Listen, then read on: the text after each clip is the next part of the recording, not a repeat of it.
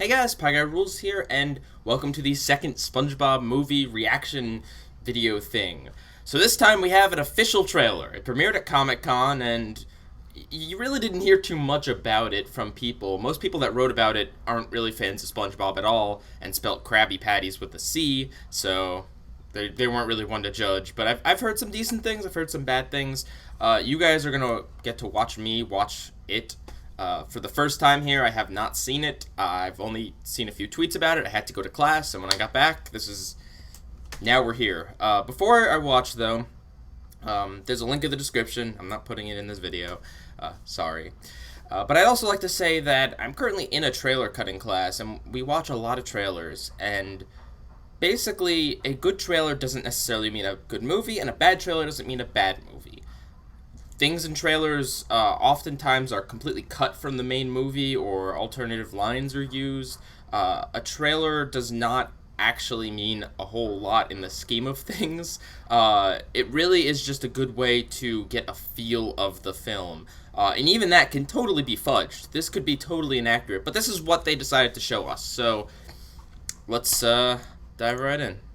So I'm 25 seconds in here, and I like it. I like that they're going with, again, like the first movie, they went with the theme of having it first start off having like nothing to do with SpongeBob and some epic narration, and here we have Antonio Banderas as this live-action pirate. He's not playing a CGI character or anything. He is a live-action pirate, from what I've been able to tell. Alright, so I'm 48 seconds in, and first we get to see the actual animation of the movie. That's great. The actual undersea cartoon animation, and it looks beautiful. It looks better than the first movies did by just a little bit, but it looks amazing. This is the first time in a while I've seen theatrical 2D animation. The first time since, I want to say, Princess and the Frog, then like the Simpsons movie before that. There haven't been many 2D animated movies, and it's so nice to see that quality animation here. That is definitely a thumbs up.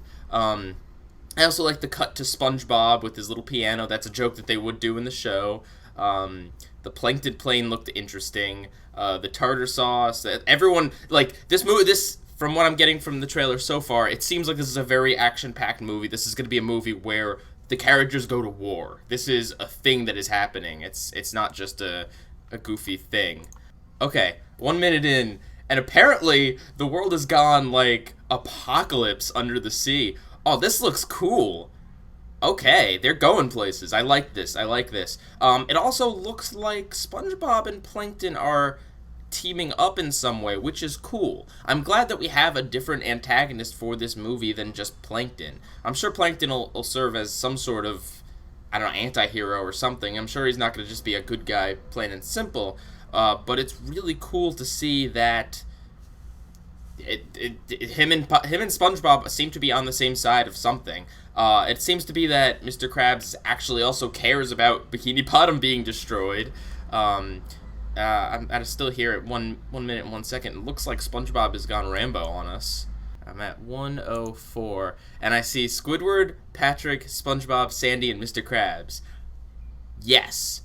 Is Plankton? Plankton might even be there too. Hard to tell. But what's great about this is that it looks like, I mean, they're definitely incorporating other characters into this movie, which was my biggest complaint about the first movie, is that it was really just SpongeBob and Patrick with cameos from everyone else. It looks like the 5 of them are on this epic journey. The background looks great. I can't even tell if this is computer generation, traditional animation, or live action. It honestly looks like it might be a combination of at least 2 of them, because it looks that cool, the background there. So at 1 minute and 11, they become CGI, not super muscular CGI, not superheroes, just regular CG, or just their regular incarnations, but in CG, and it appears that they're digging up through sandcastles. They are, in fact, actually tiny. They are keeping consistent with the sizes of these characters, although Sandy's kind of a bit small for an actual squirrel, but whatever. The CG looks alright. It looks better than the video game. It's still kind of... It's making me feel like the Smurfs movie, which is never a good thing to remind me of, but it's that kind of very clean, very one-to-one transition of this is how the character looks in 2D, just, kind of wrap a model around it, wrap that skin around a 3D model, and that's basically what it looks like, but simplified a little bit more. And is that a guy from Guns N' Roses? Okay, so at 149, we get them in their superhero outfits. One thing, it does feel, it feels very Smurf-y. It feels very like they've transplanted to our world, and I really hope it's not the majority of the movie. I hope we get at least half of it in 2D. I hope that the 3D sections are the climax, because that would be really cool to have this be the climax of the movie. So we got, like, Robo-Crabs. Yeah, Plankton is definitely the Hulk. I think Patrick is kind of like Thor, but for ice cream instead of a hammer. Alright, so that's the trailer. Overall, I'm pretty impressed. You just kind of pretty much saw my thoughts as I watched the trailer. The 2D animation looks fantastic. The actual live-action stuff, like just the Antonio Banderas without the CG, that looks good as well, which was kind of a concern after watching Truth or Square, that the people behind the show had no clue how to do anything live-action. But no, it seems like they do. It's still such a bizarre thing to see the characters interact with humans. Like, we saw it with Hasselhoff in the first movie, but that's it, just Hasselhoff. And even that was, like, a very weird interaction, where this is, like, full humans are commenting on them, which is just... I hope they do some meta things with that. But as far as the story is concerned, it looks fairly epic. It looks like also Sandy gets disconnected from the group at some point. But from what I can tell... Antonio Banderas is seeking treasure. The last piece is a part of the Krabby Patty formula or something.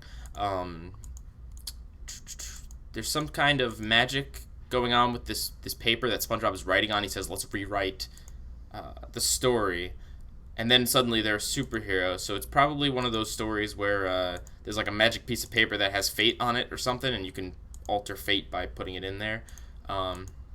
Oh, man. Okay, so I do see Sandy here. She is, in fact, a giant CGI squirrel, straight out of, like, Charlie the Chocolate Factory. And Squidward is riding her. Okay. This definitely... This shows promise. It looks like, at best, this could be a very enjoyable film. At worst, it could be the Smurfs.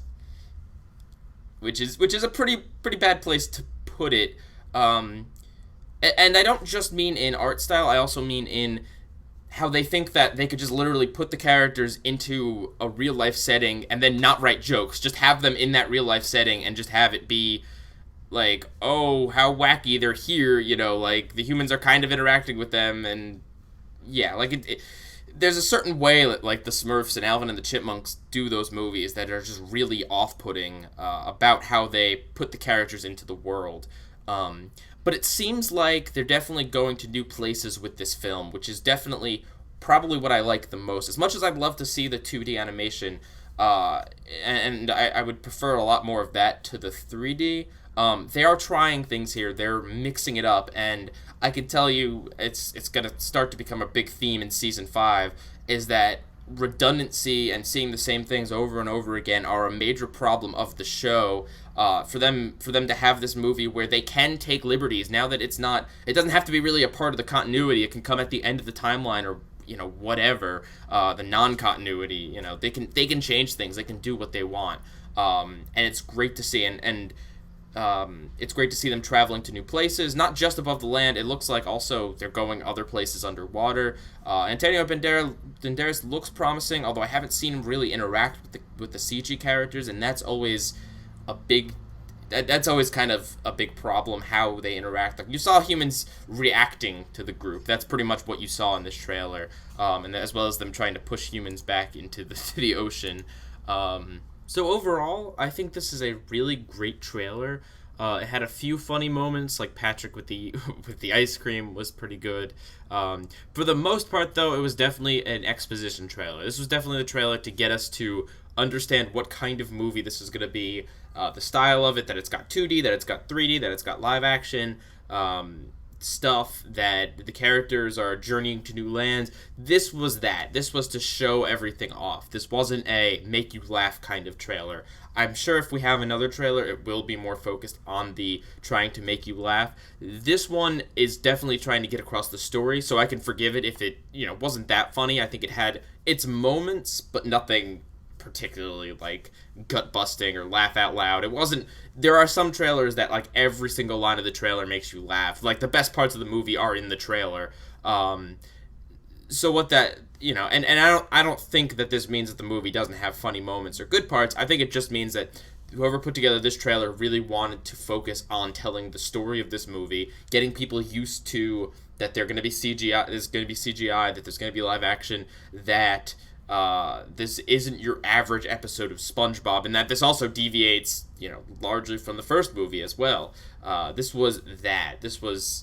That's what this was. And for that, I think it did a pretty good job. It does leave me with a few fears, but I'm feeling relatively good. I come out of it with a lot more positives and a lot more things that I hope for than expecting it to be bad. And that is definitely good for a trailer, and that's definitely good for someone who is a critic and a skeptic like me, to come out of a trailer feeling like this movie knows what it's doing and it's not going to be a total flop. I'm excited to see more. Pieguyrulz out.